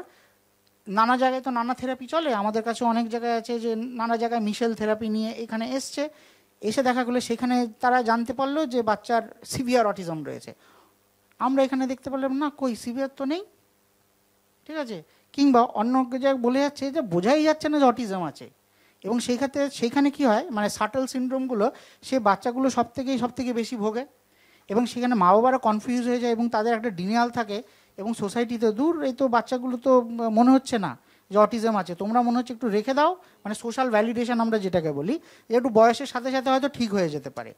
অথচ যখন আমরা এই বাচ্চাগুলোকে আমাদের এখানে আমরা প্রপারভাবে এই ডায়াগনোসিসগুলো করি, একদম কিন্তু অ্যাকিউরেট ডায়াগনোসিস যেই হয়ে গেল, কারণ এর আগে যেখানে মিশেল থেরাপি নিচ্ছিল কিছুদিন পর্যন্ত উন্নতি হলো, তারপরে দেখাগুলো বাচ্চাগুলো যেই সেই অবস্থায় আবার চলে যাচ্ছে, তাদের পড়াশুনো বলুন, তাদের যে দৈনন্দিন যে বিহেভিয়ারগুলো সেগুলো কিন্তু বাড়তে থাকে আর কি। আমাদের সেন্টারে কিন্তু যেই ডায়াগনোসিস হয়ে গেল তার ট্রিটমেন্ট আমরা অলরেডি আমরা বলেছি, এফেক্টিভ ট্রিটমেন্ট অফ অটিজম আমাদের কাছে রয়েছে, সেইটা পড়তে শুরু করলে মানে যেখানে ঘাটে ঘাটে চাবি একদম পড়ে গেল, বাচ্চা দাঁড়িয়ে গেল সুন্দর। সেটা যেরকম এক্ষুনি ডক্টর ভট্টাচার্য বলছেন শুধু পড়াশোনার ক্ষেত্রে যে করছেন তা নয়, পড়াশোনার ক্ষেত্রে মানে ক্লাসে সেকেন্ড হচ্ছে, ফার্স্ট হচ্ছে, সেই বাচ্চাও আছে আমাদের কাছে, ঠিক আছে। আপনি নবজাতক চাইল্ড ডেভেলপমেন্ট আমাদের মানে যেই বাচ্চাটির ছবি সেখানে রয়েছে, যে মেয়েটির, সে ক্লাসে সেকেন্ড হয়, এবং সে শুধু তার কি সমস্যা ছিল সেটা বাবা মাই বলতে পারবেন। এখন আপনারা দেখে আপনাদের বোঝার এই সম্ভবই না যে বাচ্চাটা সেই ধরনের কোনো সমস্যা ছিল। সে স্পোর্টসে, যেখানে আমরা জানি যে সমস্ত বাচ্চাদের এই ধরুন দলগতভাবে কোনো যখন স্পোর্টস থাকে, মানে কমিউনিকেশন করে টিম হয়ে যে সমস্ত স্পোর্টস থাকে যেখানে পারফর্ম করা খুব অসুবিধা, সেই সমস্ত জায়গায় দুরন্ত সে পারফর্ম করছে, মেডেল নিয়ে আসছে। এই কিছুদিন আগে আমাদের একটি ছেলে কারাটেতে খুব সুন্দর একটা মানে অল ইন্ডিয়া লেভেলে প্রাইজ পেয়েছে। তো এরকম একটা দুটো এক্সাম্পল আমি জাস্ট এই মুহূর্তে আমার মাথায় আসছে, এরকম দীর্ঘ 1.5 দশকে অনেক এক্সাম্পল রয়েছে, মানে ইন্টারন্যাশনাল লেভেলে পর্যন্ত খেলেছে, সেরকম আমাদের কাছে বাচ্চারাও রয়েছে আর কি। আর সেকেন্ড প্রশ্নটা যেটা আপনি বললেন, যে আমার মনে হয় এই উত্তর আমি দিয়ে দিয়েছি অলরেডি, যে একটা মজার বিষয় আমি বলি, যে আপনারা জানেন যে সমস্ত ক্রনিক ডিসঅর্ডার কিংবা ডিজিজ আমাদের হয়ে থাকে, যেগুলো আমরা কম বেশি সবাই ধরুন ভুক্তভোগী, অ্যাটলিস্ট অ্যাবাভ 40 কিংবা 50-তে, ডায়াবেটিস হলো, হাইপার টেনশন, এখন এইগুলো কি কোনোটাই কি দূর হয়ে যায়? হয় না তো। সেই জন্য কিন্তু তারা তো একটা নর্মাল লাইফই লিভ করছে, তারা তো আর 4টে লোকের মতো নর্মাল লাইফ লিভ করছে। তো এই অটিজমের যে বাচ্চাগুলো রয়েছে তারা একটা নর্মাল লাইফ লিভ করবে, কোনো অসুবিধাই নেই। সেই জন্য ঠিকমতো চিকিৎসাটা হওয়া দরকার, সেইটা হচ্ছে মূল চাবিকাঠি। এখানে সেখানে গিয়ে বিভ্রান্ত হয়ে টাকা পয়সা খরচা করে মানে বাচ্চাটির উপর অত্যাচার, বেসিক্যালি সেই অত্যাচারটা না করে আমরা যদি সঠিকভাবে গাইডেন্স নিই, এবং আমাদের নবজাতক চাইল্ড ডেভেলপমেন্ট সেন্টার কিংবা child development centre Apollo multi speciality হসপিটালে আপনারা বাচ্চাগুলোকে নিয়ে এলেই দেখতে পাবেন যে কত তাড়াতাড়ি বাচ্চাগুলো সুস্থ হয়ে যায়। যেটা বললেন যে মেইন স্ট্রিম স্কুলে তারা পড়াশুনো করে, ইনক্লুসিভ সেটআপও করে, সব ধরনের ব্যবস্থাই রয়েছে আর কি। তার মানে কোথাও না কোথাও এটা এই যে আপনার কথার মধ্যেই এলো যে আমরা এই সোসাইটি মানে সমাজের থেকে একটা পাওয়া যেন আমরা রেখে দিই, সেটাও ঘটছে, মানে এখানেও একটা একদম। জায়গা দরকার যেখানে একটু ঠেলতে হবে যে if you are little bit of, যদি আমার মনে হচ্ছে যে আপনাদের কোথাও যদি মনে হচ্ছে যে বাচ্চাটার কোনো রকমের আপনি সমস্যা দেখছেন, থেমে থাকবেন না। যখন একটা এই শহরের মধ্যে একটা এত ভালো প্রতিষ্ঠান রয়েছে যারা 1 দশকের ঊর্ধ্বে তারা কাজ করছেন এবং তারা যে দাবিগুলো করছেন তার প্রমাণ আছে, তাহলে আমি কেন এই সুবিধাটা নেব না? এটা আমার বুঝতে সত্যি অসুবিধা হচ্ছে। মানে তাহলে আমি কেন 5 জায়গায় গিয়ে আমি নিজেকে কনফিউজ করব? আর এ বিষয়ে জাস্ট ছোট্ট করে একটা ইনফরমেশন দিয়ে রাখি, যেহেতু আপনি ওই ডায়াগনোসিসের পার্টটাই বললেন, সাধারণত আমরা আগে দেখতাম যে 5 বছর বয়স না হওয়া পর্যন্ত কিন্তু অটিজমের বাচ্চাদের ডায়াগনোসিস ঠিকমতো করে করা যেত না, যেটা এখন গাইডলাইন্সও মোটামুটি 2 থেকে 2.5 বছর বয়সে কিন্তু বাচ্চাগুলো ডায়াগনোসিস করা যায়। আমাদের কাছে এমন কাটিং এজ টুল আছে, বাচ্চার জন্মের পর ঠিক 3 মাস বয়সে আমরা উইথ 67% অ্যাকুরেসির সাথে আমরা বলে দিতে পারি যে বাচ্চাটি ভবিষ্যতে গিয়ে অটিজম কিংবা সেই সংক্রান্ত অন্য কোনো নিউরো ডেভেলপমেন্টাল ডিসঅর্ডার হবে কিনা। জেনারেল মুভমেন্ট অ্যাসেসমেন্ট বা প্রেকটেলস অ্যাসেসমেন্ট বলে একটি কাটিং এজ টুল রয়েছে, যেটা অটিজম না, সেরিব্রাল পলসি নামক আরেকটা যেটা সমস্যা রয়েছে সেটা উইথ 98% অ্যাকুরেসি প্রেডিক্ট করতে পারে, এবং অটিজম এবং তার রিলেটেড যে সমস্ত সমস্যাগুলো রয়েছে সেগুলো উইথ 67% অ্যাকুরেসির সাথে ধরতে পারে। তাহলে এত ছোট বয়সে যদি আমরা ধরতে পারি, তাহলে বুঝতেই পারছেন যে সেই বাচ্চার ভালো না হয়ে যাওয়ার উপায় তো নেই। অ্যাজ কম্পেয়ার টু 0%, মানে ওই অত অল্প বয়সে কিন্তু আর কোনো টুল নেই। এই একটা টুলই পৃথিবীতে বেরিয়েছে যেটাতে জন্মের সাথে সাথে ডায়াগনোসিস করে ফেলা যাচ্ছে। তাহলে জন্মের সাথে সাথে যদি ডায়াগনোসিসটা, রিস্কটা ডিটারমিন করে ফেলা যায় এবং তারপরে যদি আমরা আর্লি ইন্টারভেনশন দিই, কতটুকুই বা খরচা হতে পারে, বাচ্চা তো সম্পূর্ণ ভালো হয়ে যাবে। বুঝা গেল? একদম ঠিক। মানে এমনও হয়েছে যে ধরুন আমি যদি, যেটা স্যার বললেন যে রিস্কটা যদি আগে থেকে প্রেডিক্ট করে দিতে পারি, হতে পারে যে বাচ্চাটির ওই সমস্যাটা হওয়ার ছিল, হলোই না। আপনি preventive medicine, it's a part of preventive medicine, আমরা প্রিভেন্ট করে দিলাম এত বড় একটা, যেটা ভবিষ্যতে গিয়ে এত কিছু, যেখানে বাচ্চা প্যারেন্টসদের এত ভুগতে হয়, বাচ্চাটিকে ভুগতে হয়, সেটা আমরা ওই 3 মাস বয়সেই আটকে দিতে পারলাম। আর আপনি জিজ্ঞেস করছিলেন কত বাচ্চার ভালো হয়েছে, তো বিগত 17 বছরে না হোক 30,000 বাচ্চা এই মুহূর্তে মূল জনস্রোতে মিশে গেছে, যাদের দেখলে আপনি মনে করতে পারবেন না, আর তাদের বাবা মারাও মোটামুটি ভুলে গেছে যে এই বাচ্চাটার এককালে অটিজম ছিল, এবং আজকে আপনি যদি মেজারমেন্ট নেন অটিজম খুঁজে পাবেন না। আশা করি আপনার প্রশ্নের উত্তর দেওয়া গেল। আমি মানে খুবই ভালো লাগছে যত শুনছি। প্রথমে এসেছিলাম একটা মানে ভয় নিয়ে, এখন আস্তে আস্তে মনে হচ্ছে যে না, ভয় পাওয়ার মতো কিছু নেই, আস্তে আস্তে সাহসটা ফিরে পাচ্ছি। দারুণ। এটাতে আমরা কি বলি জানেন তো, আর যে জায়গায় অটিজমকে ভয় পাক না কেন, কলকাতা অটিজমকে ভয় পায় না, কেননা তার আছে কলকাতা ডেভেলপমেন্টাল মডেল, বিশ্ব সমাদৃত, প্রমাণিত। Thank you sir. মানে আপনাদের আজকে এই সময়টা দেওয়াটা আমার মনে হয় এই দিনটাকে খুব যুক্তিযুক্ত করে তুলছে, যে কারণে এই দিনটাকে সারা বিশ্বব্যাপী উদযাপন করা হয়, যে অ্যাওয়ারনেসের জন্য। অ্যাটলিস্ট আমি তো অনেকখানি হচ্ছি, এবং আমার ধারণা এই যারা এই ভিডিওটা পরে দেখবেন বা আমাদের এই প্রোগ্রামটার যখন টেলিকাস্ট হবে, তখন আরো অনেকে এই বিষয়টা নিয়ে যে ভয় বা যে নানা ধরনের কনফিউশনগুলো আমাদের থাকে, অনেকখানি আমরা পরিষ্কার হতে পারবো। আমার পরের প্রশ্ন নিয়ে আমি ডক্টর গায়নের কাছে যেতে চাইছি। স্যার, এখানে একটু যেটা এখনো আলোচনা করিনি, কথা না বলাটা বলেছিলাম যে যদি কথা বলতে পারে তাহলে অটিজম হবে কিনা। আরেকটা জায়গা আমি মাঝে মধ্যে দেখেছি যেটা বলা হয় যে হাই ফাংশনিং একটা চিলড্রেন, যেটা চাইল্ড থাকে, তা সেইটা আমরা কিভাবে ডিফাইন করব উইথ রেসপেক্ট টু অটিজম? যে এইটার মানেটা কি? মানে আমরা যখনই কোনো বাচ্চাকে, চঞ্চল বাচ্চাকে দেখি, তখন হাইপার অ্যাক্টিভ বলে ফেলি, আজকে নানা ধরনের একটা ভুল শব্দ আমরা বসিয়ে ফেলছি, এবং সেখানে এই যে আর্লি ডিটেকশনের যে কথাটা হলো, বা আমি হয়তো আনছি না, বা আমার মনে হচ্ছে যে ঠিক আছে, কেউ হয়তো বলে দিল ও একটু চঞ্চল, ঠিক আছে একটু বেশি চঞ্চল, বা হয়তো কেউ অন্য কিছু একটা সাজেস্ট করলো, এটা কিভাবে আমরা ডিফাইন করব? Good question. আপনি দুটো হাইট ইউজ করেছেন।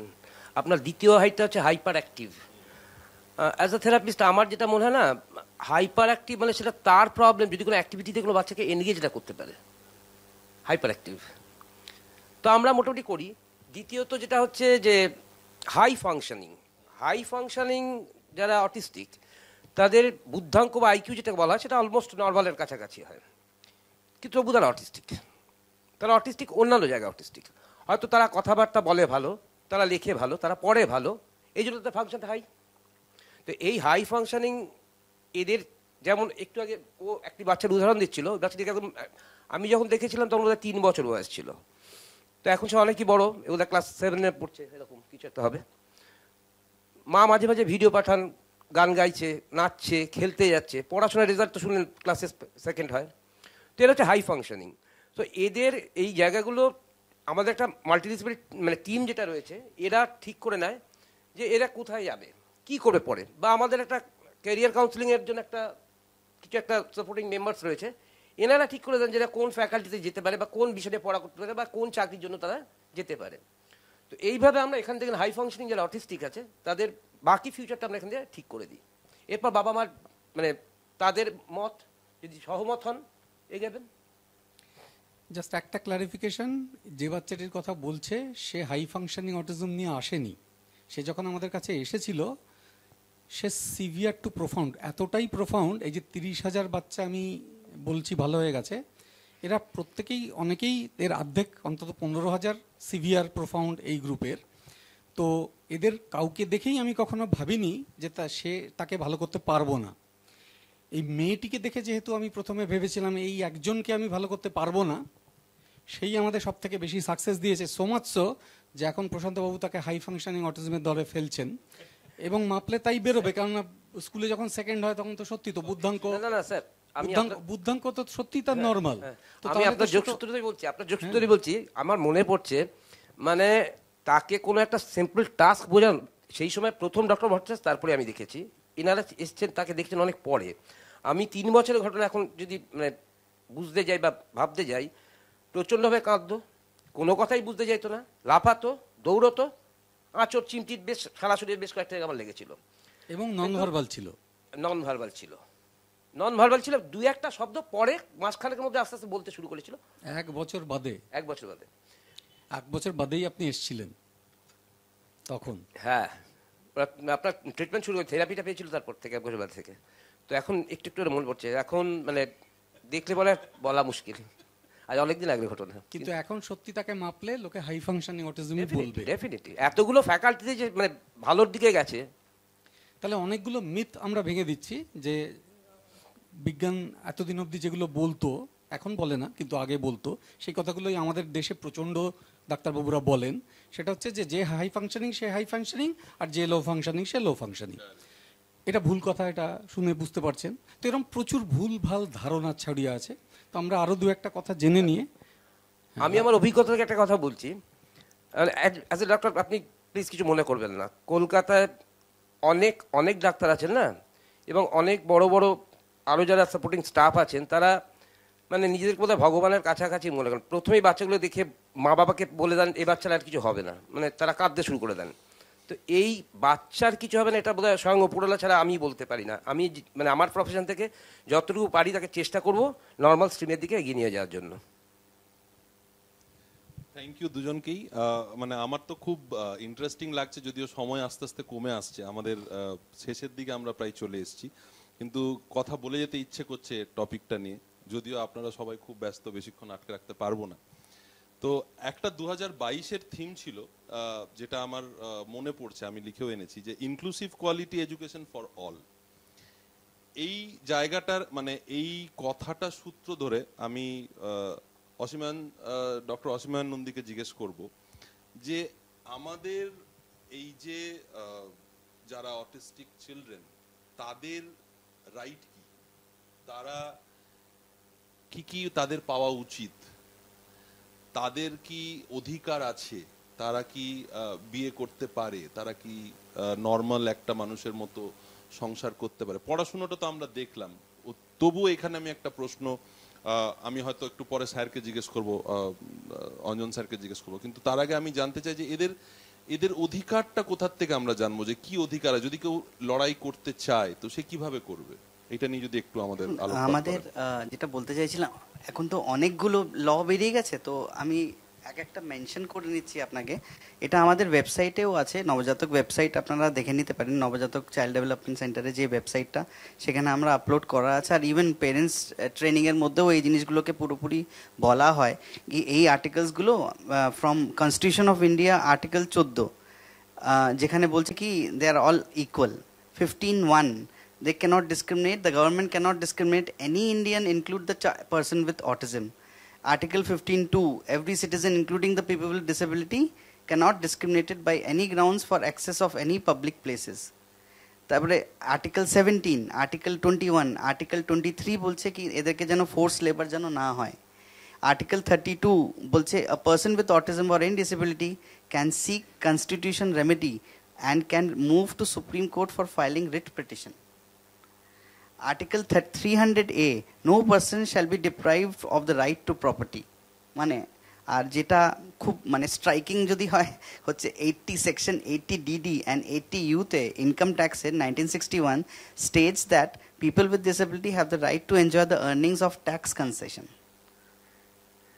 তারপরে হচ্ছে সেপারেট ল যেটা আছে সেটা আমাদের যেটা national trust for welfare of person with autism and cerebral পলসি mental retardation, যেটা 1999 যেটা বিয়েতে অ্যাক্ট 44, সেখানেও এই জিনিসটা বিয়ে করে কি মানে autistic person have the rights for facility of housing আর অনেক কিছু আছে। আর হেলথ ইন্স্যুরেন্সের মধ্যে নির্মায়া are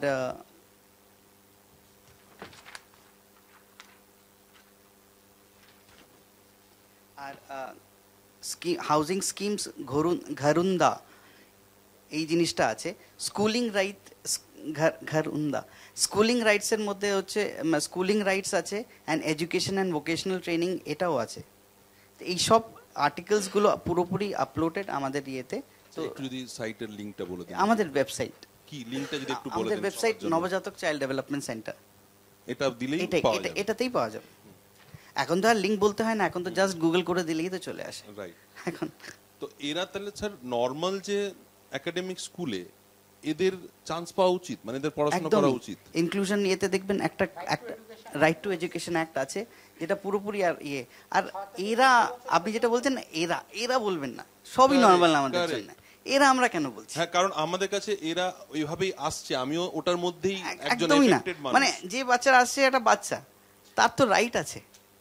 very well said sir. এইটা নিয়ে আমি আরেকটা প্রশ্ন করব, এটা নিয়ে আমার জড়িত যে ধরুন আজকে আমার একজন অটিস্টিক চাইল্ডকে কোনো স্কুল যেটা নর্মাল স্কুল যেটা সেখানে যে তারা চান্স পায় না, এটার বহুত প্রমাণ আমাদের কাছে আছে।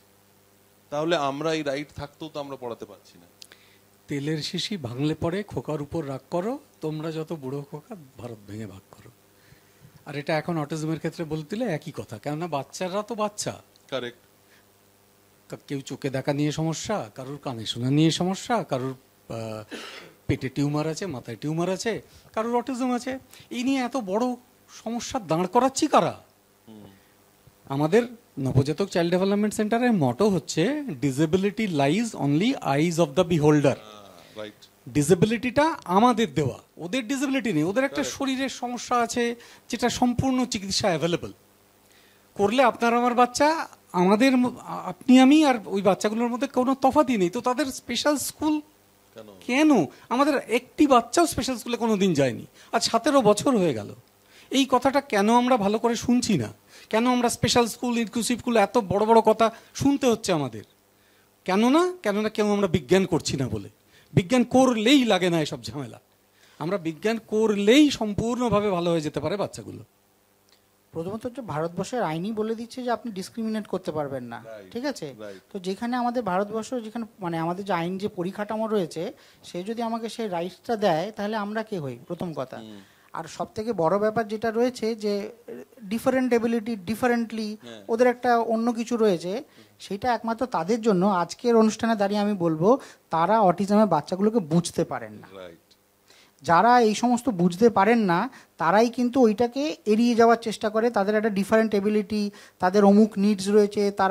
তার সবথেকে বড় প্রমাণ হচ্ছে যে বাচ্চাটি যখন ভালো করতে শুরু করে সবাই তার ক্রেডিটটা নেয়, আর যখন বাচ্চাটি পারে না তখন হচ্ছে হয় বাবা মার দোষ, নাহলে আপনার বাচ্চার তো সিভিয়ার অটিজম রয়েছে, তার বেশি কিছু হতে পারে না। সো এটা ধরে নেওয়া হয়, তারা ওই মানে লুজারের ক্যাটাগরিতে। তো সেই লুজারের ক্যাটাগরিতে বাচ্চাটি তো লুজার নয়, লুজার হচ্ছে অ্যাজ এ প্রফেশনাল। আমি যদি বাচ্চাটিকে, আমাকে তো বিজ্ঞান সমস্ত কিছু দিয়েছে, আমি যদি বাচ্চাটির দোরগোড়ায় আমি যদি তাকে সেই চিকিৎসাটা না দিতে পারি, তাহলে সেটা আমার ফেলিওর, সেটা বাচ্চাটির ফেলিওর নয়। এবং এই প্রফেশনাল কোর্সটাই আমরা করাচ্ছি, যাতে কোনো প্রফেশনাল এই কথাটা না বলে যে এই বাচ্চাটার না একটু স্পেশাল নিডস আছে। থাকলে আপনি কি করছেন এইটা আমরা বলতে চাই, শিখুন। সেটা শিখতে বলছি, গভর্নমেন্টের ডিপ্লোমা, ইউনিভার্সিটি ডিপ্লোমা নিন। আমি লোপামুদ্রাকে লাস্ট একবার বলতে বলবো সোশ্যাল ভ্যালিডেশনটার উপর, এটা বিরাট ব্যাপার বলে। লোপামুদ্রা একটু যদি বলেন, আমরা শেষ পর্যায়ে চলে এসেছি। Thank you sir. তার আগে একটা ছোট্ট কথা বলি, যে যখন আমরা যেটা বলছিলাম যে এখানে তো আমরা মা বাবাদের নিয়েও কাজ করে থাকি, কারণ অ্যাকসেপ্টেন্সটা আসার পরে মা বাবাদেরকে নিয়েও কাজটা করতে হয়। তো সেখানে বহু সময় ওদের অ্যাকসেপ্ট করতে অসুবিধা হয় না, কিন্তু এই যে স্কুলে নেয় না, বা যেটা একটা বিশাল সমস্যা হয়ে দাঁড়ায়, যে স্কুল বলে যে আপনার ছেলে মেয়েকে আর রাখবো না, এই একটা জায়গা আমাদের খুব শুনতে হয়। তো সেইখানে যেমন ডক্টর অসীমা নন্দী বললেন যে ওদেরও কিন্তু রাইট টু এডুকেশন অ্যাক্টটা is as equal as that of ours. সুতরাং কোনো স্কুল যদি বলে থাকে যে বাচ্চাকে রাখবে না, পেরেন্টসদের কিন্তু ফুল রাইটস আছে সেই স্কুলকে সিউ করা। ফার্স্টলি হ্যাঁ, করে না কারণ অ্যাওয়ারনেস নাই, করে না কারণ বহুত ঝোঁক ঝামেলা।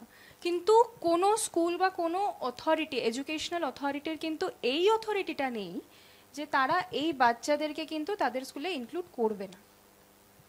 ফার্স্টলি। সেকেন্ডলি আমি একটু আসছি সোশ্যাল ভ্যালিডেশনটা নিয়ে, যেটা আপনি বলছিলেন যে একটু বয়স বাড়লে ঠিক হয়ে যাবে, এরকমই তো আমরা বলি। যে যে সফট সাইন্সগুলো নিয়ে আমরা এতক্ষণ ধরে কথা বলছিলাম, যে কথা আসতে দেরি হচ্ছে, চোখের দিকে তাকিয়ে কথা বলে না, বা নাম ধরে ডাকলে সাড়া দেয় না, হ্যাঁ। তো বা আপনি যেটা বলছিলেন, বাচ্চা মানে তো একটু দুরন্ত হবেই, একটু তো দুষ্টুমি করবেই, এই যে একটা ধারণা নিয়ে চলে সবাই, বা স্পেশালি একটু ছেলে তো একটু তো রাগ দেখাবেই, একটু রাগ হবে না, এরকম ধরনের যে কথাগুলো, এইগুলোকে বলা হয় সোশ্যাল ভ্যালিডেশন। হ্যাঁ, সব কিছুরই যেমন একটা বৈজ্ঞানিক ব্যাখ্যা আছে, আর আমরা যেখানে এখানে সায়েন্স নিয়েই এত কাজ করি, সুতরাং একদম বিহেভিয়ারাল সায়েন্স নিয়ে কাজ করি। তো সিমিলারলি এই যে এগুলো কিন্তু সাইন্স অ্যান্ড সিমটমস, যে বাচ্চাদের জন্য এগুলো বলা হচ্ছে, এগুলোও কিন্তু সাইন্স অ্যান্ড সিমটমস বলে আমরা ধরি। তো এটার একটা সায়েন্টিফিক নাম আছে, যেটা হচ্ছে সোশ্যাল ভ্যালিডেশন। হ্যাঁ, এই সোশ্যাল ভ্যালিডেশনটা কিন্তু আমরা দেখেছি একেবারে রিসার্চের মাধ্যমে, এবং এই রিসার্চটা করেছেন আমাদের এখানে আমাদের একজন কলিগ মিস শ্রেয়া ঘোষ, উনিও একজন psychologist. Currently, she is pursuing her PhD from University of Pavia, Italy. তো উনি এই বিষয়টা নিয়ে কাজ করেছিলেন, এবং এই বিষয়টা এতই প্রচলিত শুধুমাত্র কলকাতায় বা ভারতবর্ষে নয়, সারা পৃথিবীতে, যে মেলবোর্নের একটা কনফারেন্স হয়েছিল, ডাক্তারদের কনফারেন্স, সেখানে বহু সারা পৃথিবী থেকে বহু রিসার্চ পেপার এসেছিল, এবং সেইখানে আমাদের এখান থেকে দুটো রিসার্চ পেপার টপ 10-এ সিলেক্ট হয়েছিল। Out of so many research papers, আমাদের এই শুধুমাত্র ভারতবর্ষ নয়, নবজাতক চাইল্ড ডেভেলপমেন্ট সেন্টারের এইখানে বসে এখান থেকে দুটো পেপার সিলেক্ট হয়েছিল টপ 10-এ। তার মধ্যে একটা আরেকজন আমাদের সাইকোলজিস্টের মিস শ্রেয়সী দত্তে, এবং এই সোশ্যাল ভ্যালিডেশন কনসেপ্টটা নিয়ে কাজ করেছিলেন miss Shreya Ghosh, as I was saying. এবং তাতে দেখা গেছিল that this is one of the huge most barrier, যে কারণে এই যে আর্লি ডিটেকশন এবং early intervention, early effective intervention, এই সবকটা ডোমেনে কিন্তু একটা বিশাল বড় বাধা হয়ে দাঁড়ায়। তো এটাই বলার যে যদি আপনারা আপনাদের বাচ্চাদের মধ্যে কোনো সফট সাইন্স দেখতে পাচ্ছেন, যা যা বিষয় নিয়ে আমরা আজকে আলোচনা করছি এবং স্যার যেগুলো নিয়ে কথা বললেন, কোনো সফট সাইন্স যদি দেখতে পারেন, একদম দেরি করবেন না, একদম চলে আসবেন ডেভেলপমেন্টাল পিডিয়াট্রিশিয়ানের কাছে, নবজাতক চাইল্ড ডেভেলপমেন্ট সেন্টারে এবং অ্যাপোলো মাল্টি স্পেশালিটি হসপিটালের চাইল্ড ডেভেলপমেন্ট সেন্টারে। Thank you so much madam. শেষ করতে ইচ্ছে করছে না, কিন্তু সময় প্রায় আমরা ফুরিয়ে এসছে, আর খুব বেশি নেই। একটা লাস্ট প্রশ্ন আমি অঞ্জন স্যারের কাছে করব, যেটা আমার মনে হচ্ছে যে খুব জেনে নেওয়া উচিত, যে যারা পেরেন্টস, যারা কেয়ার গিভার্স, বা আমরা যারা সমাজে আছি, বেঁচে আছি সবাই একসাথে, ইনক্লুসিভ সমাজের কথা বলছি, যেখানে উনি আমাকে এক্ষুনি বললেন যে আপনি এরা কেন বলছেন। তো প্রত্যেকে আমরা শিখছি কোন জায়গাটাতে ভুল হচ্ছে। স্যার, এখানে একটা ট্রেন্ড এমপ্যাথেটিক মাইন্ডের কতটা দরকার? এই কোর্স দিয়ে আমরা শেখাই, কেননা এই কোর্সে আমরা যেগুলো শেখাই, ওরা গতকাল ইনফ্যাক্ট একটা রুরাল বাংলায় রায়গঞ্জে গিয়ে একটা পারফরমেন্স করে এসছে, যেটাকে আমরা বলি স্কিট, 9 মিনিট স্কিট। 9 মিনিটের মধ্যে বাবা মাকে কি করে বোঝাবো, 9 মিনিটের মধ্যে কি করে ডিটেক্ট করে একজন ধরুন নিউট্রিশনিস্ট, তিনি একটা অটিজমের বাচ্চার সফট সাইন ধরে ডেভেলপমেন্টাল পিডিয়াট্রিশিয়ান কাছে কী করে পাঠাবেন, এই জিনিসটার উপর আমরা স্কিট করেছিলাম। স্কিটটা কিসের স্ট্যান্ডার্ড মেনে করেছিলাম?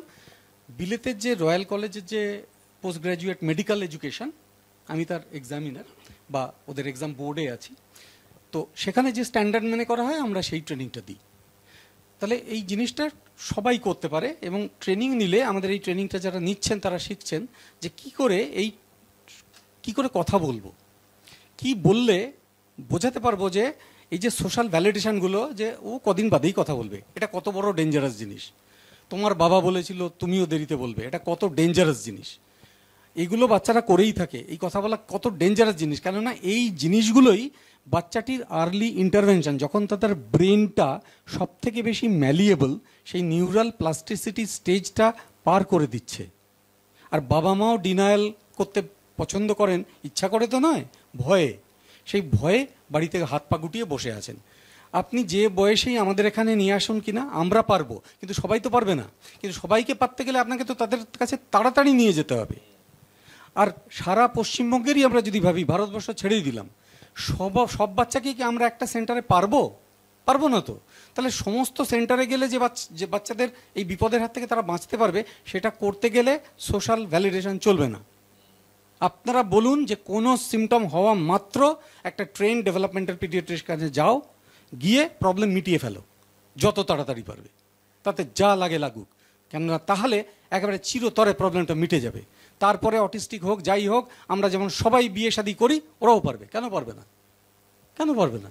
নর্মাল বাচ্চা তো, নর্মাল বাচ্চা একটা প্রবলেম আছে। আরে আমারও প্রবলেম আছে মশাই, এরম করলেই আমি কানা, আমি এরম করলেই আমার সমস্যা মিটে গেল। তোমরা সেটা নেবো না, সমাধানটা নেবো না, নিন। এরা তারা বলে ডিসক্রিমিনেট করবেন না। কে একটা খুব সুন্দর বলেছে যে মুহূর্তে হিন্দু মুসলমানের দাঙ্গা থামবে, তখন বৈশ্য শূদ্র চলে আসবে। আরে আমরাই প্রবলেম মশাই, বাচ্চাগুলো নয়। তারা সব নর্মাল বাচ্চা, তাদের নর্মাল থাকতে দিন। যে জন্মেছে সে জন্মানোদের সাহায্য চায়। অনেক অনেক ধন্যবাদ স্যার। মানে আপনার কথাতে বোঝা যাচ্ছে যে আপনার পুরো ভেতর থেকে আসছে, আপনি কতটা ভেতর থেকে প্যাশনেটলি এই কাজটা শুরু করেছেন এবং এখনো সেটা রয়েছে, সেটা আমরা পুরো ফিল করতে পারছি প্রত্যেকের কাছ থেকে, যতক্ষণ আমরা এতক্ষণ যে এই আলোচনাটা করলাম। এবং বাকিদের বলতে পারছি না, আমি নিজে অনেকখানি অবগত হলাম, আরো বেশি জানলাম, এবং কোর্সটা সম্বন্ধে আমি খুব কিউরিয়াস, আমি আরো জানবো, কথা নিশ্চয়ই বলবো এটা নিয়ে।